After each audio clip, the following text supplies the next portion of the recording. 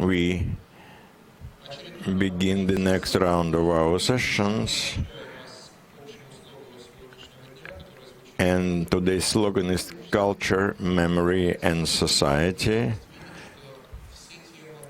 All the topics are connected with one general idea. Now we are going to have an expert who didn't work with the school before. So we are in expectation. Madame Vaissié is a professor. She teaches Slav languages in Rennes, which is France. Madame Vaissié authored several books devoted to cultural issues of the Soviet Union, interaction of culture with the authorities and the society. So one of her books, to my great pride, devoted to the dissident movement in Russia, is to be published in Новое литературное обозрение, which is published by the magazine where I work.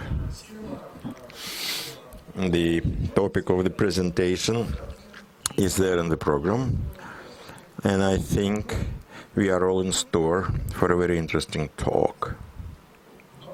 We'll see, says our specialist. Thanks, Andrei. Good day, everybody. First of all, I'd like to thank those who organized this conference, because it's really what is necessary for Russia now, not only now, but now in particular, because people have to get acquainted with each other and communicate with each other. I've been here for several days, and I heard many interesting, brilliant Russian and foreign experts. But especially now it is important that Western and Russian experts and non-experts from Russia, France, and the West, we all have to communicate together, because when a new strange Cold War is to begin, that really means that it's even more important for our states that we cooperate. We shouldn't agree to everything. We are going to argue, but as we usually argue in big families with different opinions, different points of view. So I come here for this kind of talk. I'm going to talk a lot. But the lecture is not everything. Thank you for inviting me and for being present here. Now, I will try to explain why we may have difference of opinions on what happens and on our mutual past. First, I'd like to remind you that there is a certain difference between memory and history. We all studied history. But so what is memory and what is history? Both terms determine a certain story about the past. But memory is something subjective, although it does not always seem that way. It is about feelings, emotions, and memory exists at different levels. There is a memory of a human being, what I lived and what I personally saw. There is a memory of one family. I was told this and that, my mother told this and that, and I took it seriously. There is a memory of a society, we were told, and so on. And there is a memory of a country, and of course there is a history. History, in principle, is based on sources, facts, So you have to go to archives and look for some documents to prove some point in memory. You shouldn't prove anything, but in history you should prove facts, and you try to be as objective as possible. But by the way, you can't be absolutely objective. You like something more than something else. We all know, especially here, that sometimes history is written following somebody's order of some authorities, and then the story becomes non-objective, like it was in the Soviet Union in the 30s, for instance.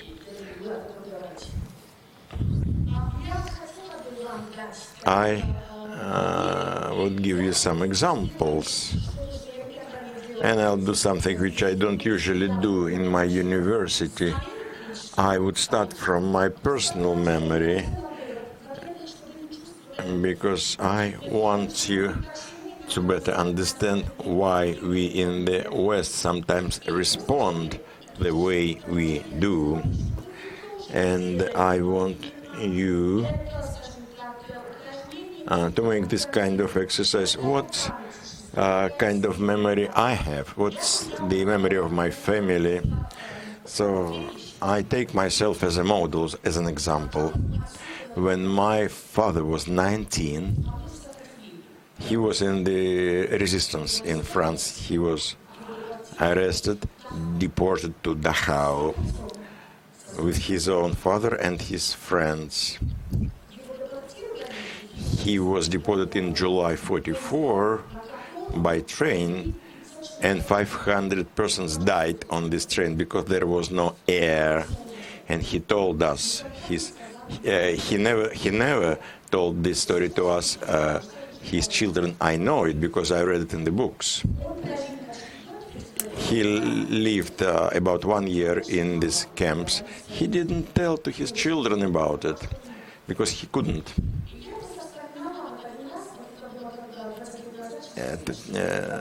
20 years ago, there was the 50th anniversary of liberation of Nazi camps. And he went to Dachau with TV team. They filmed him. Just to talk to him, how you feel now? And he is a very charming man, handsome man. And at a certain moment, I knew that he would break internally. And he said, you would never understand anything. He says that to the camera because there was a hill of corpses over there, and I hope that you would never know how you feel when you see the mountain of corpses, including your friends, and it smelled. So he said that historians would never be able to write about what happened. If historians can't write, nobody would know. And that really means that we should take this memory, which he couldn't pass to us, but still he passed it to me by his silence. And this is my pain. I feel it, although it's quite subjective for me. It is objective because I read about it, but I see the face of my father, and I know that he is to be broken in front of these cameras, so you shouldn't joke about such things. Two more examples. My friend, whom I know for 25 years, and she lives in Russia, she said a very nice granny. Her granny thought that I was a spy. But somehow she loved me, but she thought that I was a spy. Every time when she saw me, she told me about the siege in Leningrad. She lived through this siege, and every time she told me about this siege for 5 minutes, and then she started crying. This was the same face as my father had, total destruction, because a human being cannot talk about a child perishing on her hands, how they looked for a piece of bread. It was not my family memory. My family memory is related to concentration camps, but I took her pain not as my own pain, but I also understood that you couldn't joke about it. There was someone from Georgia who said something at the previous session. You understand, when he started talking about his granny, who was kidnapped in Sukhumi, I looked at his face, the same kind of family pain which I may have when I talk about the Nazi camps. Understand? You can't joke with such letters, with what happened, because it was sincere, and I thank you very much, because I saw this sincere pain about what is going to happen, what are we going to do with this memory, because my granny was insulted, a person I love, and this is my pain. We all understand that politicians, authorities may use our feelings and our memories for their own purposes. I'll give you a couple of examples, which you know better than me. The discussion which passed around the TV channel Dozhd. The channel asked a very good question. All historians somehow should raise this question. Could you evacuate, I don't remember the formula, could you, or probably you'd rather evacuate people. And when Professor Zubov said that for a historian this question is very important, and it's painful for everybody, because when your relatives died there, so you ask yourself, did they die in vain? And this question was used for political purposes to somehow destroy this TV channel Dozhd, which represented a different type of information. I am not going to touch the Ukrainian topic, but when at each channel I see a different French sides that fascists are in Kiev, I am irritated by this.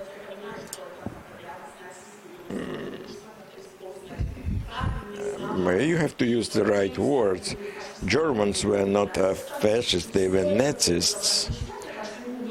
And actually why we here call them fascists. And people who are in Kiev are not Nazis, and they are not same as Germans during the war. Here you should make a difference. Mass media in Russia and in France, less in France, but still use the pain, the same feelings, these family memories. Because in Russia, when you say fascists are coming, there are feelings that they should be thrown away. You can't allow them to come in. And such memory is used for political purposes to justify the war, which of course should not be justified by anything.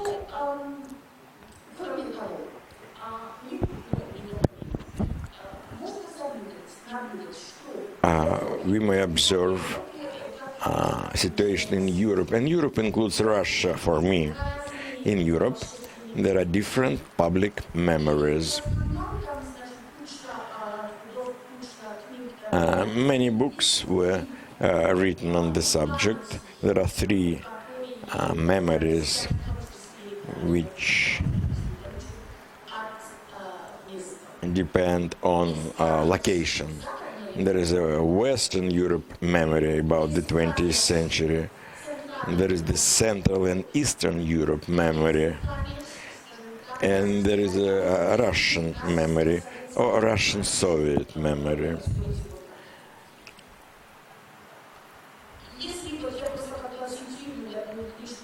I am to quote a book written by a German political scientist, Claude Legévy, a professor in a German university, and he said that the memory in Europe, it consists of different circles, and there is a first circle. First circle is what is most important for us, for myself. I mean, this is German concentration camps. Yesterday, it was named here as a symbol of national conscience. Lena mentioned this, and I thought that it was proper. In the West, the first circle is what? Is memory of Holocaust. You know this word, of course. The Central Europe and Eastern Europe, Poland, in the Baltic countries, the chief phenomenon of the first circle in relation to the 20th century is what? Communist persecutions. And that's in the center for them. There are other circles, but this is the central one. What about Russia? And that's the war and victory over fascism. Here you can make effective comparisons. It means that we have different memories about the 20th century. Western Europe memory is different from the Russian memory, although Russians may have the same feelings, same memories as well, partly. These three memories have also the World War II. For all these elements, for the two, it is in the center, and I mean Holocaust and the victory. And for another group, and there is a period which is wider, but the war is still in the center. In two cases, this memory concentrates around victims. Victims of the Communist Party or victims of the racial Nazi policy. Of course, there is also a difference, because it means that in the West, we remember the minority, people who lived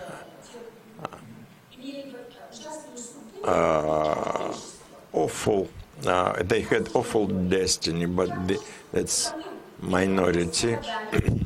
But in our case, we suffered from the communist persecutions. And in Russia, this was a holiday. There was a horror. But in the end, we made our exploits and we won. So it's different outlook at more or less same events. I think we at least have to think about it. Why Holocaust is in the center of the memory of Western Europe? Because millions of people were killed, but not only in Holocaust. They were killed not because they did something, but only because they were what they were. They were killed not because they did something, but because they were born Jews. They were killed in such a way that a strong man went up in the morning, and it was the duty to come and arrest children of 2 years old. For what? For what they are, or for what they were. The progress which we are very proud of in France and in Russia and everywhere, it was used to kill as many people as possible. It means that the Holocaust questions all principles and values that existed as sacred before the war.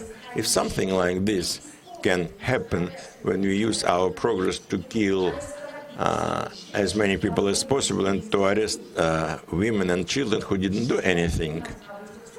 So what shall we think about values which were actually inherent in us since 18th century? What shall we do with this value? Shall we throw them away? Shall we think about some other values? Or shall we think about what really happened and who did that? Nazi, yes. Germans, yes. But I can say, but I had nothing to do with it as a person, but I can't say that France had nothing to do with it. President Chirac said in '95, when there were lots of arrests of Jews in Paris, who came to arrest these people? These were French people. Of course, this was an order of Germans, but French went even further. How can this be? We think that we know more about human rights. And there are two approaches here. I may close my eyes. I don't like it, I will close my eyes, and I'll forget about it. Because actually, I have nothing to do with it, and I was born later. Or you think that what you don't think about now, and if you don't ask yourself these questions, why it happened, why people turned out to be like this, that they started arrested 2-year-old kids to put them into the gas chamber, this might be repeated tomorrow. This might be easily repeated. I simply want to mention this. There was a movie which was fashionable in the perestroika time, the movie of a great Georgian director Abuladze. It was called Repentance. You saw this film. If you haven't seen it, just go and see A Tyrant Dies. He is buried, but the next morning turns out that his corpse went or disappeared from the grave. So he is buried again. Next morning he is back again, and it happens 3 times. And then it turns out that this tyrant, who looked like Stalin, like Beria, like Hitler, like Mussolini. So this tyrant ordered to arrest the father of a woman. And this woman, an intelligent Georgian woman, and she said, before everything is said about what happened, I'm going to pull him out every day, because you have to know it. And the grandson of this tyrant, who had nothing to do with it, when he learns about it, he kills himself with a gun on which the name of his granddad is written. So it's more than you read about it. You have to perceive it. You have to answer all the questions which are asked under such crimes. And in the Western Europe, this question is always there, and you have to think about it, and you have to study it so that it is not repeated. And it was not that simple. In Germany, for instance, for a long time, they didn't want to dig in the past. They somehow thought that everything was all right, was proper, because there was no denazification. But it happened 20 years later. There was a wave of terrorism. Young people said that they were Nazis, which I didn't know about. So at that time, people started writing books about Nazism. It was not so easy in France, too. We also had collaborationists. And, well, how can you talk about it? I just said that Chirac recognized this fact. He said that we played a certain role. So what happened in the Eastern and Central Europe? In the center of the memory, there were communist persecutions. During the Soviet Union, it was not possible to talk about it. It was prohibited. You couldn't. There was inside memory of one person or one family, because people, well, gave this information by word of mouth. In Poland, everybody remembered Katyn. The thousands of Polish officers were killed there. And I remember at the beginning of the 80s, there was a question, who killed these officers, Germans or somebody else? It was a kind of consolidation of the society.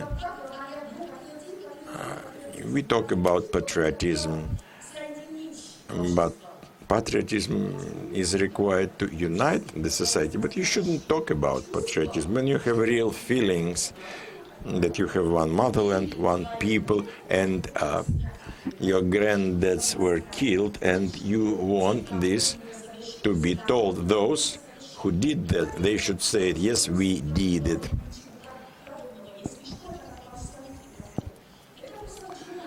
This is the kind of wish, the wish to know who in the Baltics forgot about the awful deportations in June 1941 and in March 1941. Nobody forgot. In all the families, they'll tell you about this, that my granddad was sent away and so on.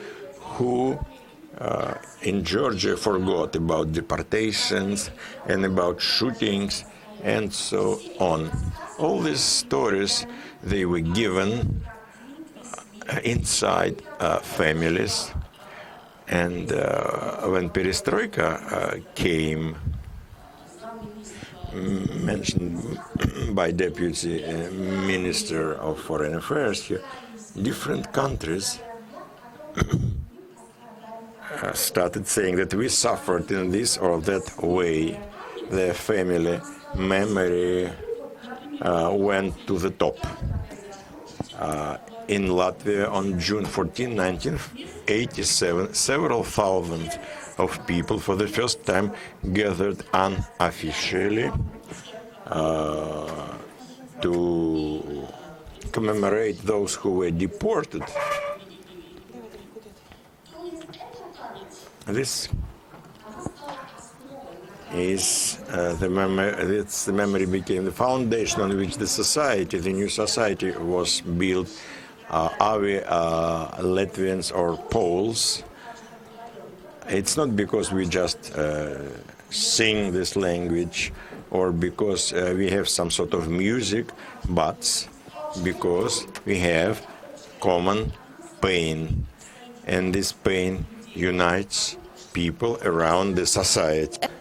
And let's put it this way, it's also one of the reasons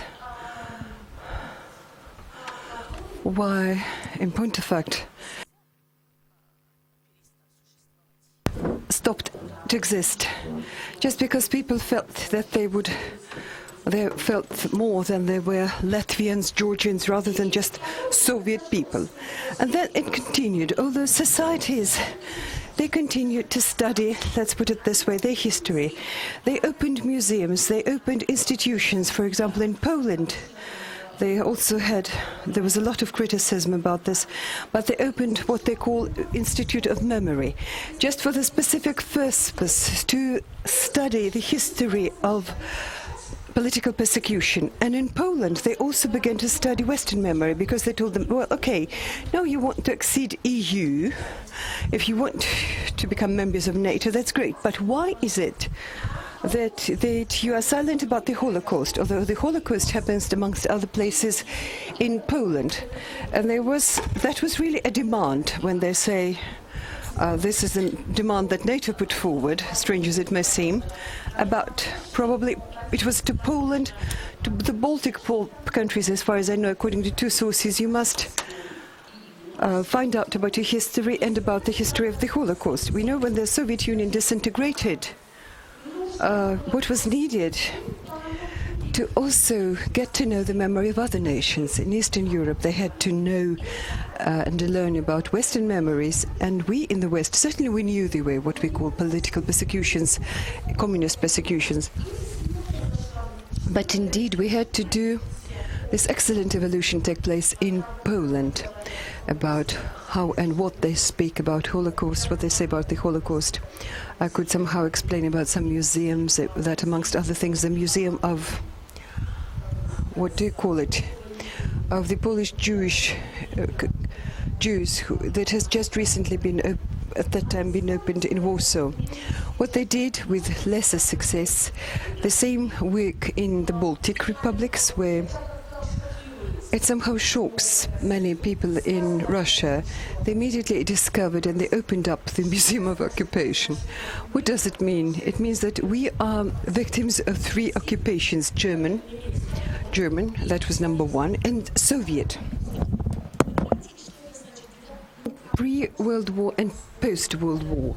Of course, you could sort of debate it, but very much how they arrested our grandfathers, how they were deported.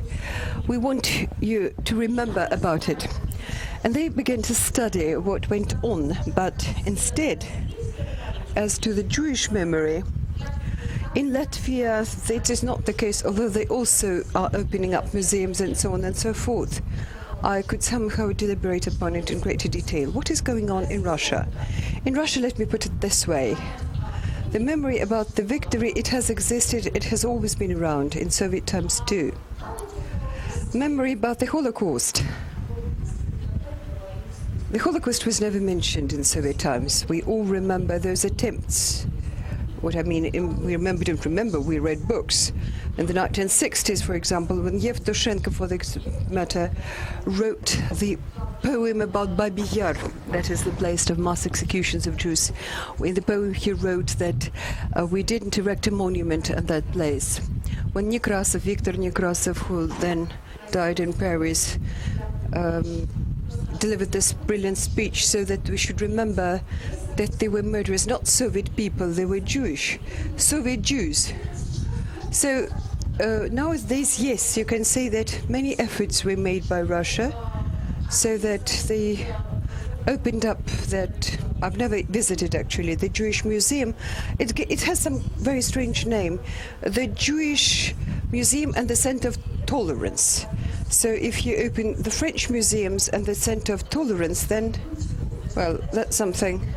They say that it's an excellent place, but finally, the Black Book, what they call, that was written, amongst others, by Vasily Grossman and Ehrenburg, finally it will be published in Russia. And that is somehow just like a private initiative.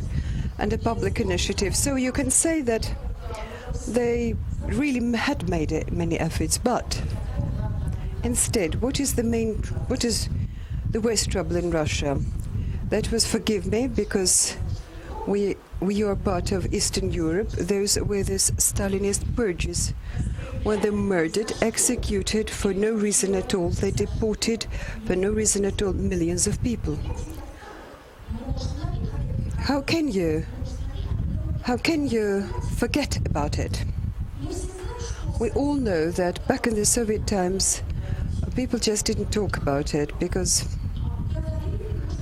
they slightly mentioned that during the times of the ottepel, that is the thaw of the 1960s. Then they spoke in greater detail about it during the perestroika, when Gorbachev said that we need to discover and study all the uncharted terrains in our history. But many dissidents in Russia have studied history. Some of them, amongst them, are Ksenia Roginsky, who will join us tonight. I don't know what will be the topic of his presentation tonight, but you know he was in jail just for this reason, because he tried to get access to the archives sometime in the late 1970s, early 1980s, just to write a full Soviet history, amongst others, to discover the history of victims.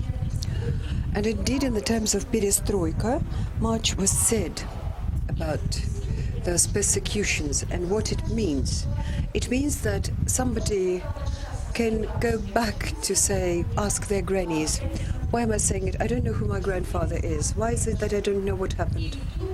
And all of a sudden it turns out that many people found out that in their own families, their relatives were arrested. It's not although they also were arrested, but this trouble affected almost every family in the Soviet Union. And the problem is, what do we do about it? Shall we just examine it and think, well, we were victims, but we were also, in some cases, and in many cases certainly, those who were arresting others, who persecuted others. Maybe our grannies and grandmothers might arrest, and then they became later victims of the same system. Shall we study till the end how it happened? Lidia Chukovska, if I'm not mistaken, wrote this excellent article, yes, it was her, where she wrote, you need to study till the very end this process while anybody is alive who had served in those camps and who were murdered there. Can we say that that was done in Russia? Have we done it till the very end? Certainly not. Those who are doing it, they're certainly, amongst other things, much sooner. The society that is named the Memorial, that was set up in the times of the perestroika. They have excellent people there who, for some 20 years, did it, and who look things up in the archives, write articles in books, and get recognition of all historians in the world. But here they received, let me put it this way, the name foreign agents. At the same time, during the perestroika, the writer Rybakov, the one who is the author of Дети Арбата, the children of Arbat, he said, Stalin and Stalinism are the problems, and they're not the problems of the past, they're the problems of today and the future. Why? What does it mean? It means that why is it that we need to study this history? Why do we need to know it? Because in the principle, in the long run, what does it mean?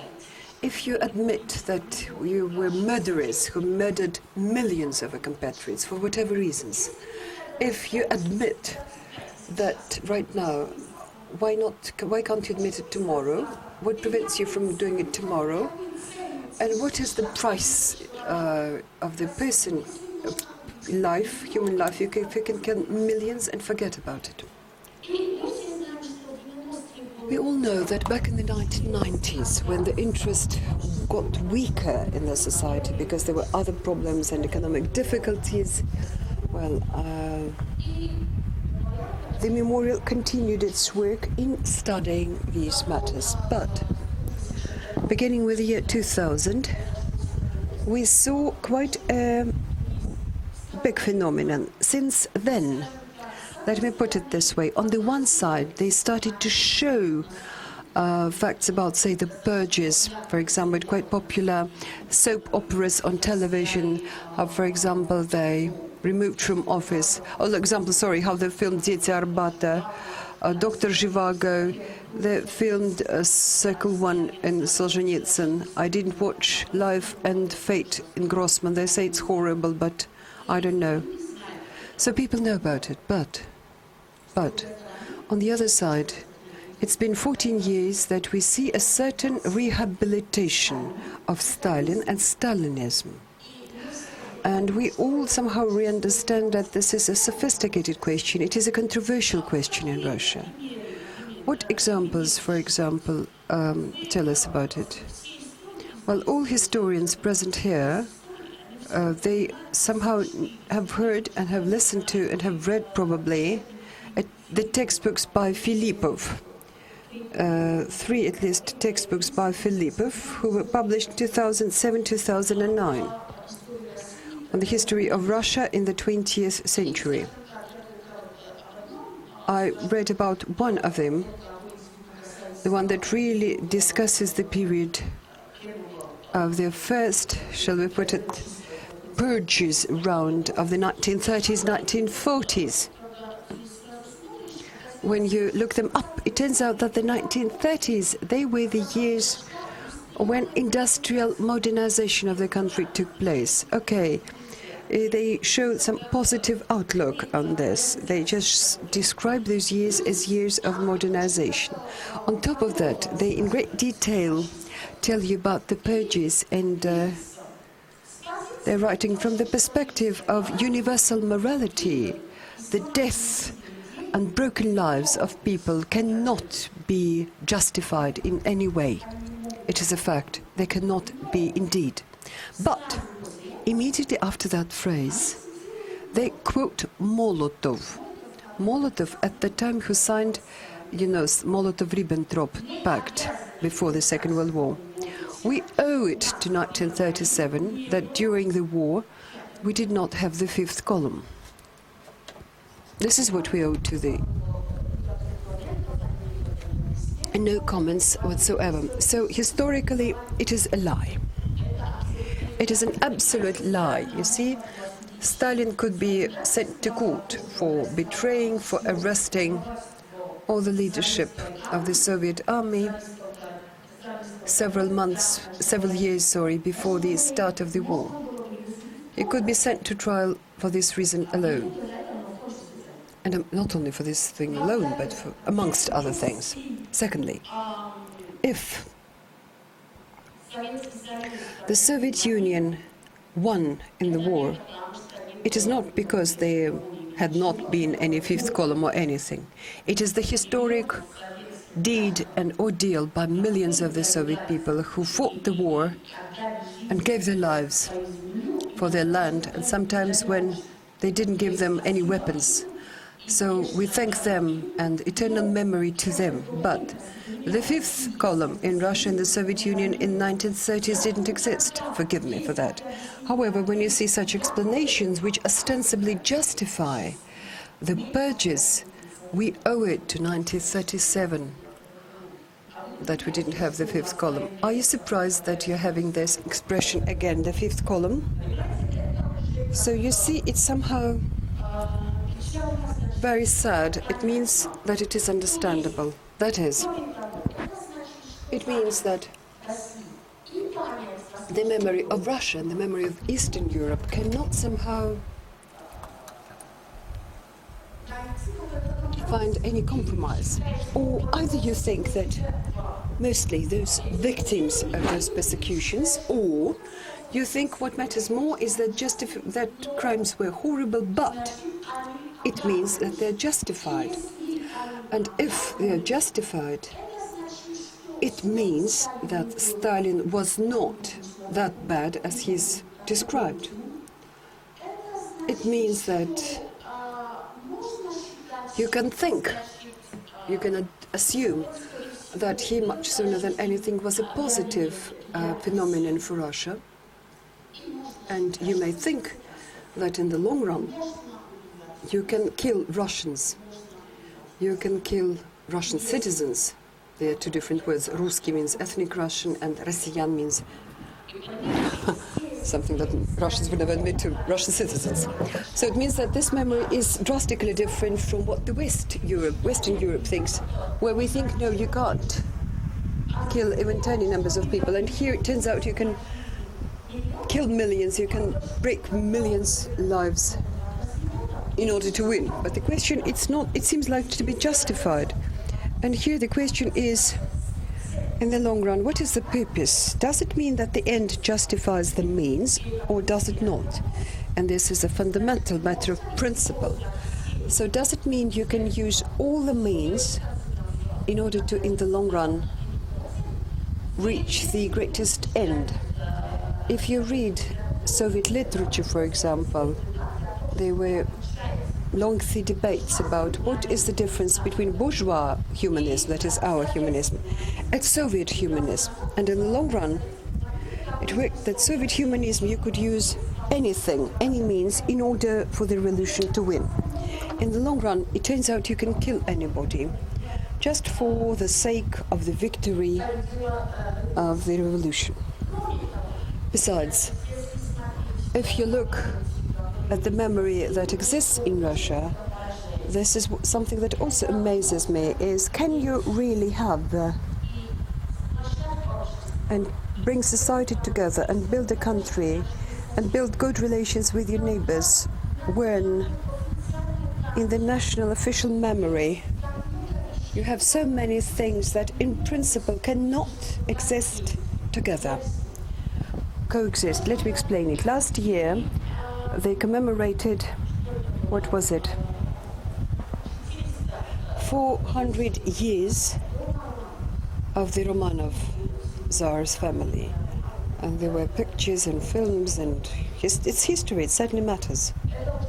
This matters, and there were many events, including in France, not in France alone. And can you commemorate this anniversary and still, I'm sorry if I'm insulting your patriotic feelings, have a hymn, a national anthem, which first of all uses the music of one of the old Bolsheviks, even before 1943. The national anthem that was, let me put it this way, became an official anthem in 1943 of the then USSR. And can you have this national anthem with the words that were written by the same person who came up with two versions? First, glory to Stalin, then in 1970 under Brezhnev, glory to Lenin, who is leading us where we need to go, and now, thank God for leading us wherever. Well, you know, this national anthem, this is the symbol of Russia, this is the symbol of Bolsheviks. The very fact that Sergei Mikhalkov wrote these lyrics, you may say it is great, but does it mean you do not have enough talents to come up with the new music and the new words? Is Russia poor with talents, or is it a sign that we are continuing this experience, this experiment by the Bolsheviks? Can you rehabilitate Stalin on the one side, Stalin who murdered millions of Russians and Soviet people, and defend orthodoxy? I understand that, yes, you can. Stalin opened the churches when he realized that he could use the church for his own ends. Can Zyuganov, leader of Communist Party in Russia, first pay tribute to Stalin and then kiss the belt of Our Lady?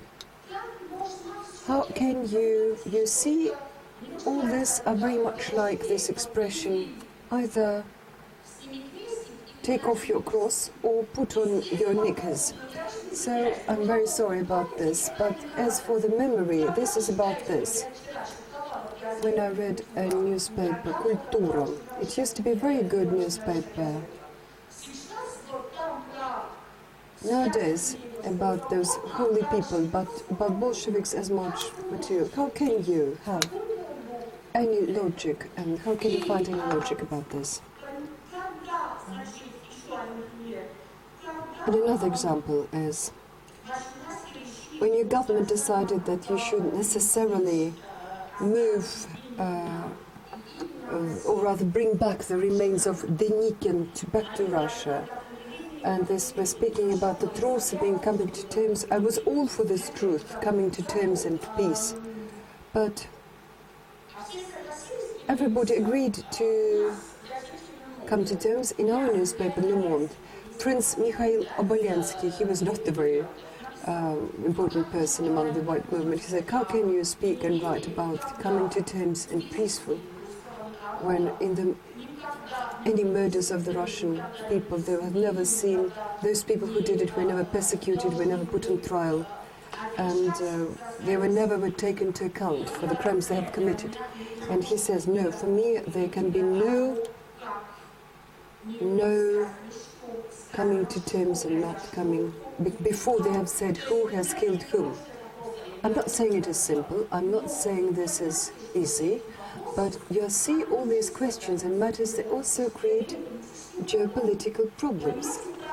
The problems about Poland, it's not just because Polacks are so bad and they just don't want this or want that. No, the problem is that they expect, and they've been expecting for several years, for you to give them all the complete information that is available, it seems to be, because they keep referring it in the archives. And the Polacks gave, I don't remember, a very high award to the awarded a medal to the Society of the Memorial for helping digging out the remains of those killed. Well, you see, it's somehow another case about Ukraine.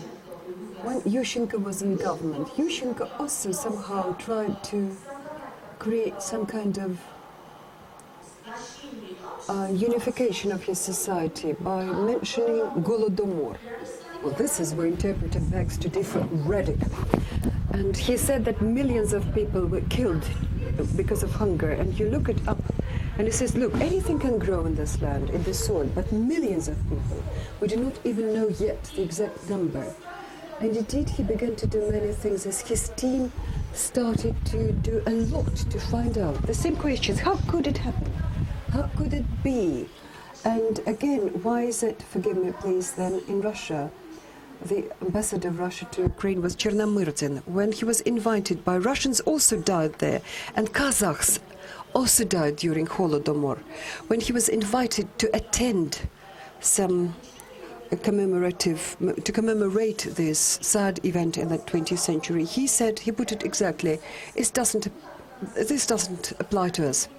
What does it mean? It seems to me that 1 million people, Russians, died during that hunger, artificial hunger that was created in Ukraine.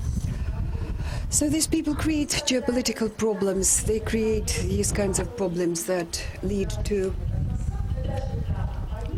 mainly to the war, but themselves in the context where we in Europe, not only we in Europe, there are many deliberations whether you can consider its Nazi crimes and Stalinist crimes, to think them of the par. And as you know, they've adopted 3 or 4 resolutions that yes, you can. This is just a crime of totalitarian regimes, and they will compare. So at the end, I would like to ask you 2 questions so far before I have found any answer, and mention some initiatives. The first question is, why is it that official Russia right now does not want to, is reluctant to imagine or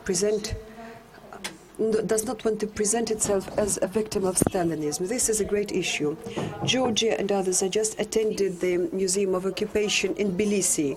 They didn't find it easy either, because Comrade Stalin, if you know, and Comrades Beria were, if you ask me, ethnic Georgians, if you ask me, right? Exactly. It's not simple for them to write the history, but there are museums where they somehow discuss these purges in the Baltic republics, in Poland, in Hungary. Everywhere you go in Eastern Europe, you would find these museums. And why is it that Russia doesn't want to acknowledge?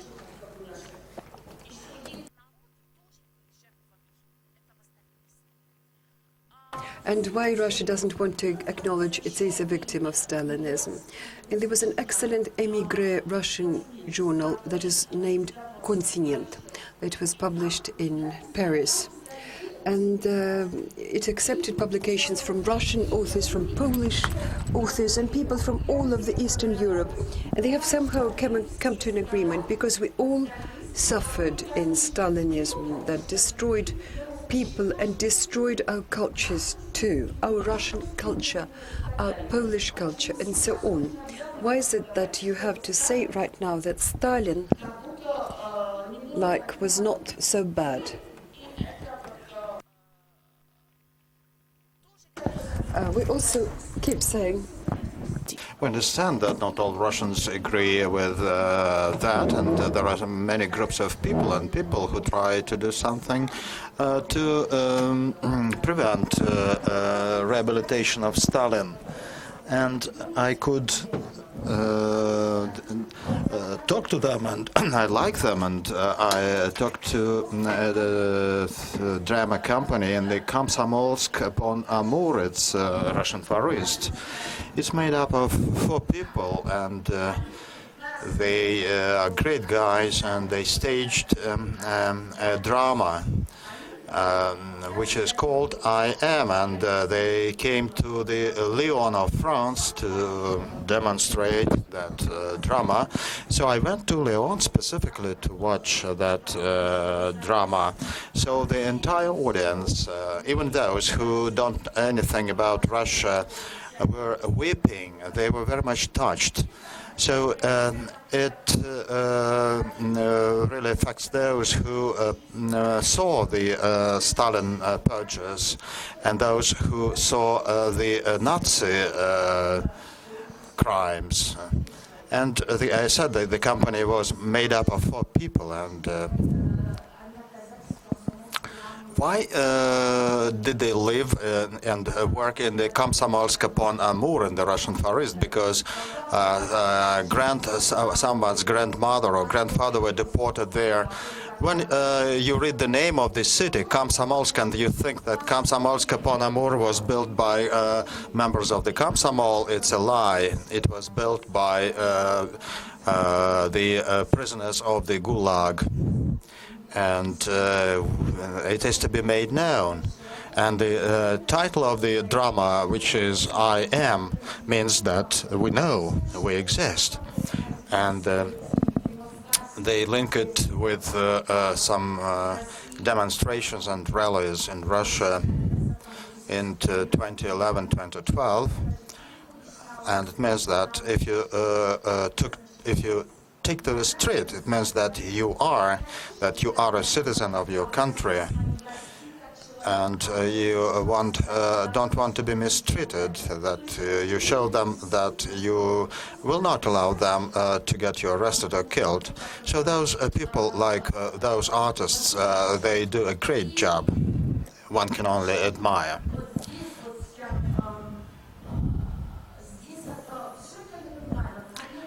I understand everything but one thing, and that's the question I'm going to ask you. You were telling us about your grandmother, and I felt your pain. I told you about my father, and I hope that you also felt my pain and my disgust of Nazism and the like. But I frequently have some meetings, and once I interviewed a colleague of mine, a professor in Riga. He came from the Russian-speaking family, so his parents came to Riga after World War II. He's a very smart person, so began talking about the relations between the Russian-speaking and the ethnic Latvians. And he said, I don't condemn Stalin. We began arguing, and he asked me if I believed everything was written about Solzhenitsyn. I said I did, and I think it's a great deed what he did. And since he had no access to archives, perhaps he made some mistakes, but I think that's the man of the era. But my opponent said that it was propaganda, and Then we had a couple of drinks, and he began telling me about his grandparents. One of them was executed, others were deported because they were blamed for being kulaks, or rich farmers. But in this case, I do not understand. That person, his grandparents were either executed or deported. I don't understand why he does not hate the system which lies in the root of everything. That's a question, and I think that this question is quite relevant both to my generation and to you. Because I don't think that it concerns only the Russians. It concerns all the Europeans. And I just want to mention a couple of things. First, the events in the Museum of Perm city. Understand that some people, we do not know who, are going to close that political purchase museum, and I mean talking about the monument to Stalinist purchase. My first reaction was if they had to do the same with the Dachau concentration camp, I would come there with a knife. So I would act, but looks like in Russia it is allowed to tear down monuments to Stalin purchased. Is it allowed? But I would like to conclude on a positive note, and I think I would say that I really admire that recent project, which is called The Last Address. You know, like in Berlin, when you are entering Berlin, there are some stones reading that here lived a Jewish person who was arrested and then executed. It's not only in Berlin. I saw those stones in Berlin, and looking at that, you feel sad. Life is sad, and you understand that those people are still around you. And in Russia, people once thought that the same could be done in various cities. If victims to Stalin purges repressions lived in some cities, perhaps we can commemorate them by writing their names on the walls, on the plates, on the stones. And I think if there is such a civil initiative, and so far it's not a universal project, but I think the Moscow Department of Culture here in Moscow supports that initiative. So I think in Russia we can also see some positive changes and positive initiatives, and that means that not everything is lost. In Europe in the 20th century, we lost millions of people. Let's do our utmost to prevent it from happening again. Not here, not in Europe. Thank you.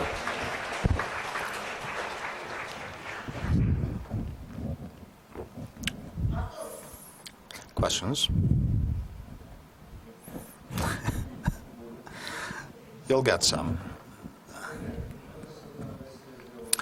The colleagues, Professor Vaissié made an excellent presentation. With your permission, I'll give the first floor to the person who is working on the historical memory, and we have the pleasure to accompany Dmitry Gurin, who is our graduate and our expert. And Dmitry wrote a number of books dedicated to similar episodes. First of all, I would like to say that I was really very much satisfied listening to Cécile. I think those questions and matters you have outlined and identified, I think, could be the main questions to be discussed under these circumstances. I would allow myself to make a brief comment. Perhaps it will not relate directly to those bullet points you have identified and outlined, but I think it may serve some kind of an approach to answering your questions. It seems to me that in the phenomenon of memory here in Russia, the most interesting thing is those paradoxes related to the substitution and distortion facts and the notions. You were talking about the displacement of notions. You referred to the use of the word fascism today, but those substitutions and distortions are based on the perception of facts. And perhaps there is even the third dimension. And you also mentioned about that, and you said that the feeling of pain is also made use of. That's some distortions in the dimension of feelings. And where do all those distortions come from, and how we can address them? It seems to me that, and when I say we, I mean those who deal professionally with matters of memory. And I think that we are not very much honest when we call two phenomena, different phenomena, with the same words. So the personal memory and social memory are different things. The first phenomenon can be explained with the help of some psychology instruments, while the other phenomenon belongs to a culture. And the notion of memory can be used only tentatively. So what happens when we switch to private personal memory to cultural memory notion, social memory, in other words?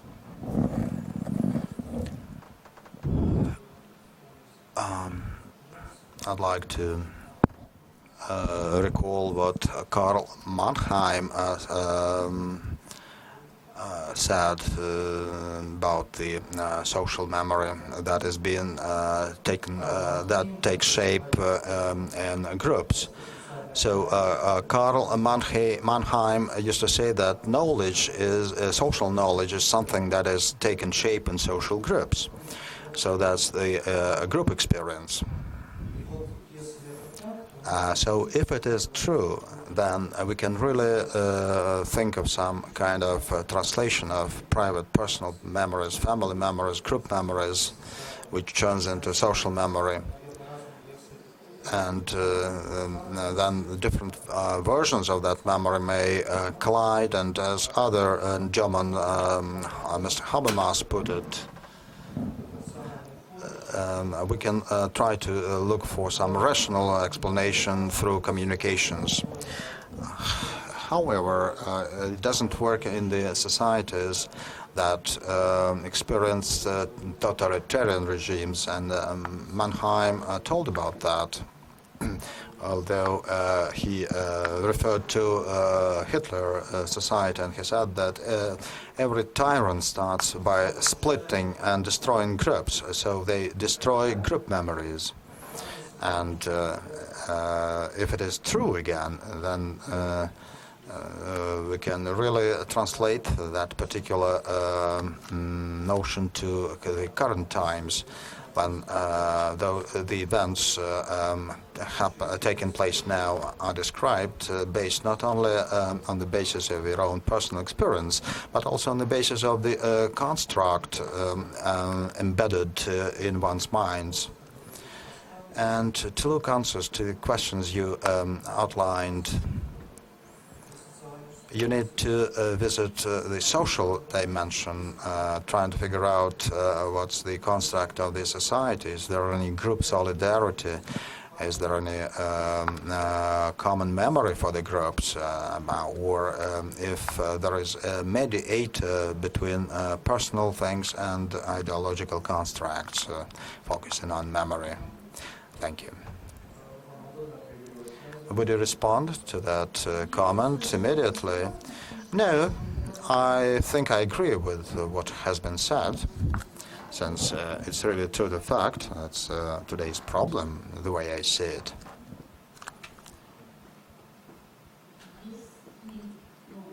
And perhaps I will speak of patriotism again. There are calls for promoting patriotism, but what is patriotism? Will you teach your children to fire from the Kalashnikov rifle, or are you going to set up those groups to promote common memory on personal pains? That's the question.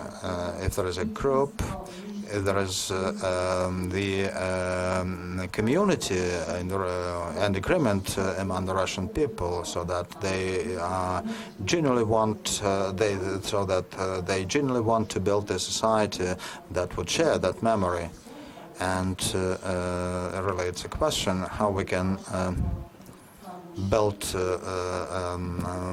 that society in Russia. So I fully agree with you, 100%. Konstantin, your question, please. I'm Konstantin Krylov from St. Petersburg. I'm also a historian. I'll just try to answer the question. I think the answer is not in the dimension of the historical memory, but it's in the dimension of the power myths.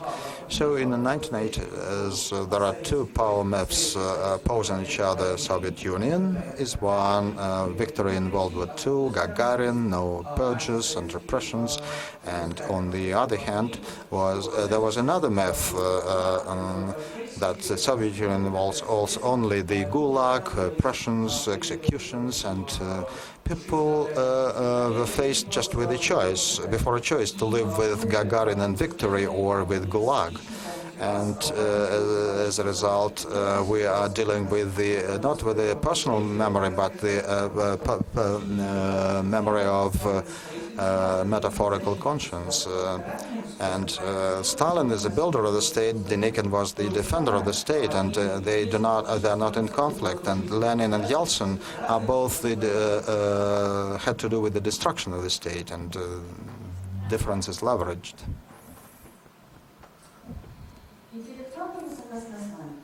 In terms of intellectual things, I can agree with you. But it seems to me that we talk about different things.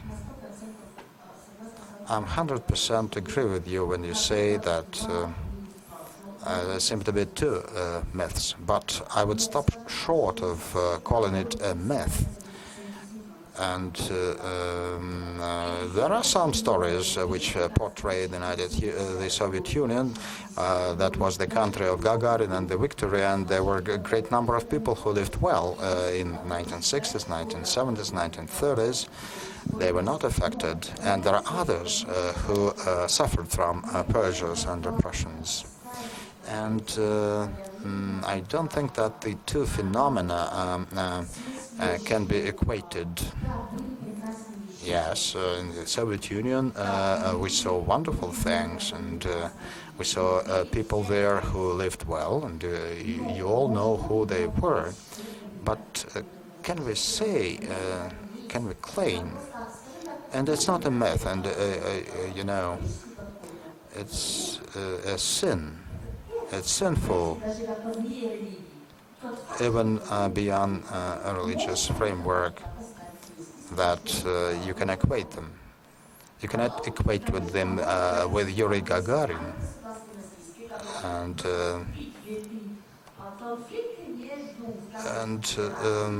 it's not even a conflict between liberals and the state-minded people, but those crimes that were committed in Russia, not only in Russia, they were just killings, murders.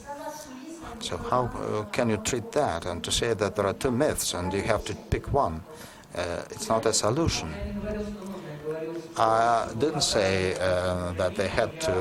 I said that the people were faced with the two myths, and I used the US approaches of, say, Mr. Anderson and their interpretation.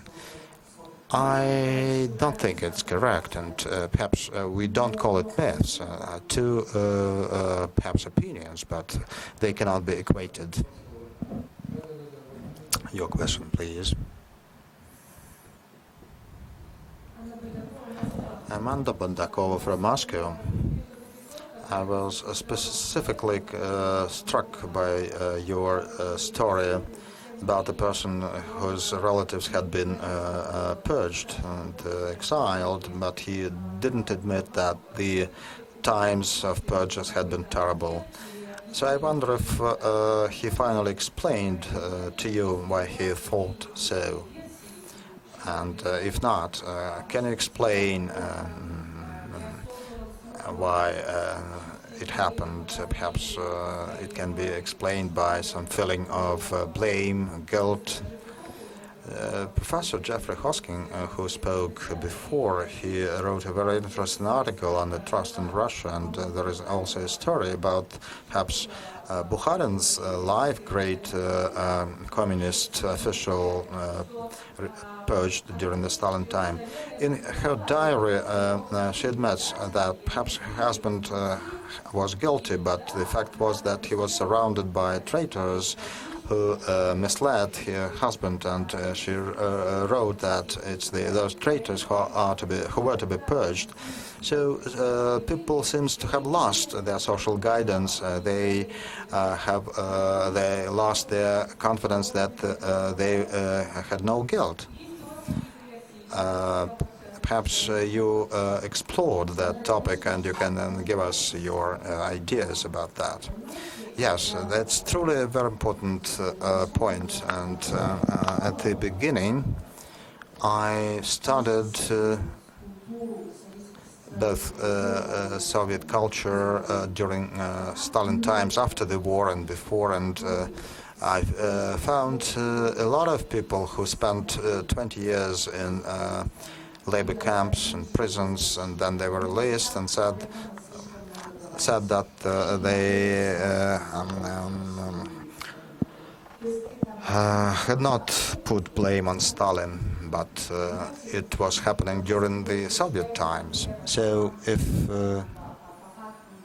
you read a novel by Anna Tchaikovskaya, where she explains and justifies those purges, but the moment her son was arrested, she was about to change her mind, but still he justified even then Stalin. During the Soviet time, it was terrible to admit. What is the worst feeling? It is the fact that all those good wishing people find themselves in a system that decides that they are enemies. I strongly recommend you to see that drama from Komsomolsk na Amur, or another drama, Tough Root, it is called, and in that drama most of the people were arrested, and the main idea is that some mistakes can be justified or not.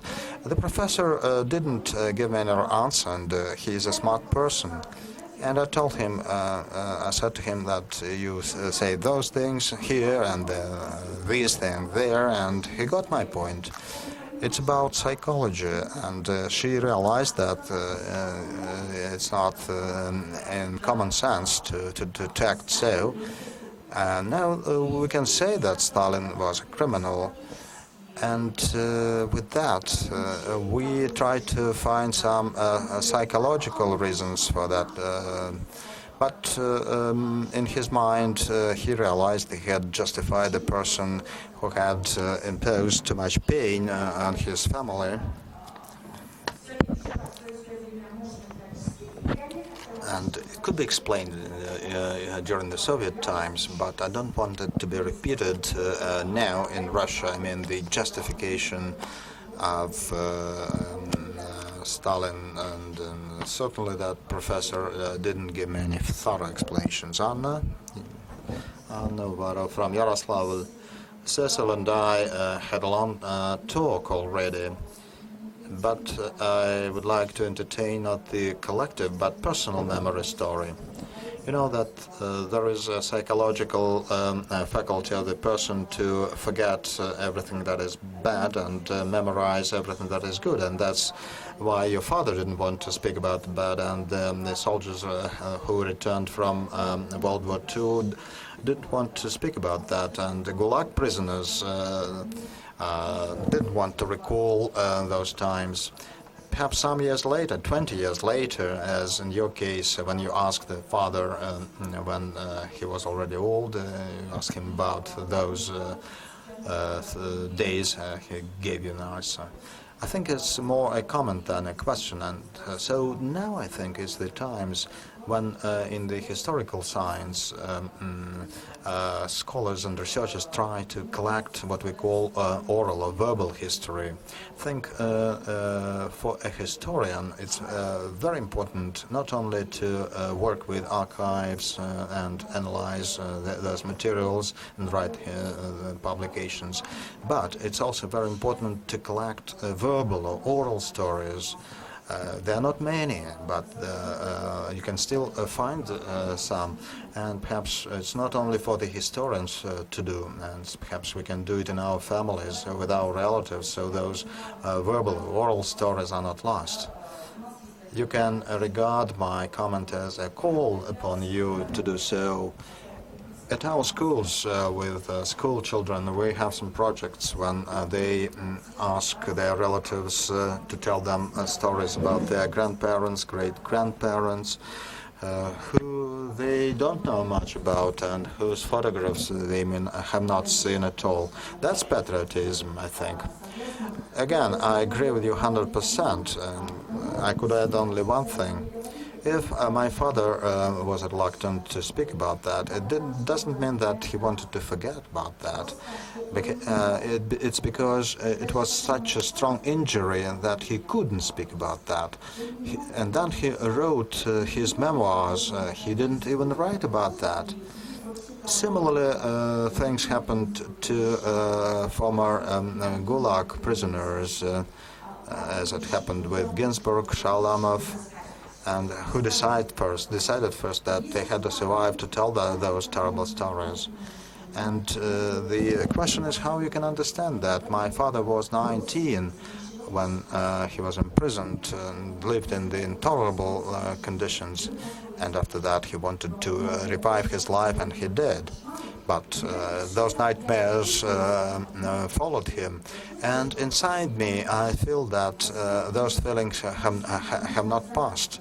I think similar things happening in Russia. We need to help those people. We should relieve those people of those horrible stories. And in Russia, with that strong formal history in the Soviet times, you need to do make immediate steps to collect those stories while people are still alive. And speaking of myths, we don't want to ruin and destroy myths that our grandfathers entertained, but anyway, we need to collect all those stories. I think it's a bad news for you. We have only 4 minutes to go, and I can allow only the last question. Artyom, please. I'm Artyom Filatov from St. Petersburg. I'm not a historian. I'm a journalist and a philologist by education. My question is about the language of the description of those events that happened. Speaking of massive purges and massive language of description, then the language with most of the people is not mastered, because when people then they find a lot of people missing around you, and you hear the stories that they had been arrested. Well, and a conventional person can hardly find linguistic ways to describe that. It's Anna Akhmatova who can write poems about the arrest and execution of her husband. And that's something that is kept later on as literature, but not as a family narrative.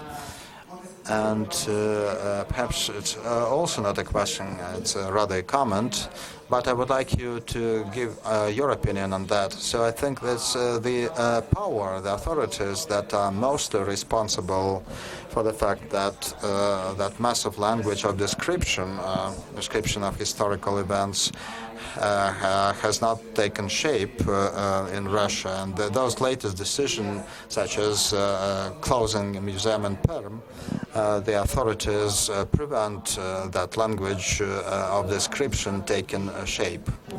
So who do you think is responsible for that, and what is primary, what is secondary? Again, that brings us to the eternal Russian question, who is to blame? But anyway, I think you made the right point that a lot depends on the language of description, and if you cannot find words to express those tragedies and horrors, if there are no words to convey the story, it's one thing. In France, there was no totalitarian state, and nevertheless, people find it difficult to describe the horrors of Nazis' regime, although they had the language. And you know, the dilemma is if everybody is to blame or nobody is to blame, but the public kept silent, and power is guilty, but those who alleged they were not interested, and those who called upon others to forget about those times and understand it was not a nice story, and they also were kind of preventing the collection of all those memoirs. As for the language, I've been sitting here for several days, and it seems to me that we had to speak more on how we use same words in a different context. When I spoke of fascism or Nazism, and as Alexei Simonov put it,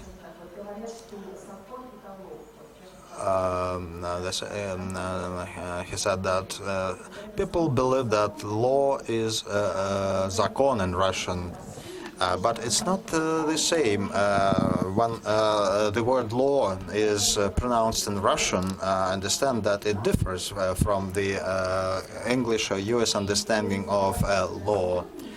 So I wouldn't say that those are the equivalents.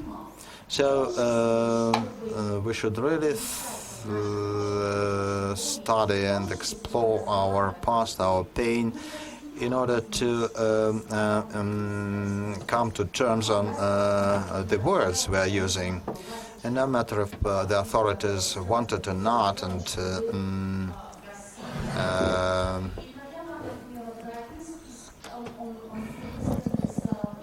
for instance, Raginsky, and heard some positive things about that. He's going to say that there are various museums, and but still, you cannot expect the authorities to do everything.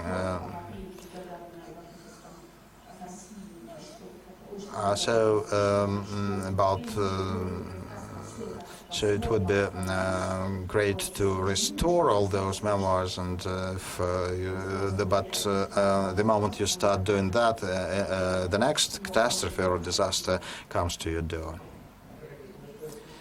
And in conclusion, dear colleagues, I would like to say that, if my memory serves me right, it was in 2009, Orlando Defias, the historian of Britain, published his story entitled Saying and Whisper, and it contains memoirs of those who survived Stalin purges, and the group collected a number of more than 100 of testimonies of the kind, and he compiled those stories and published a big book on that. Today, the entire Russian society, we can say, speak whispering, by whispering, and what really struck the historian was the fact that the society was not, people were not prepared to speak about their experience aloud, even today. Professor Susyan's points and focus of attention she expressed to us today is very important because it really concerns and the fact that it's very important is explained by the desire of so many people trying to ask their questions. But we should not be disillusioned, and let's hope that Professor will come to us again and we will continue talking on that particular subject. Thank you very much.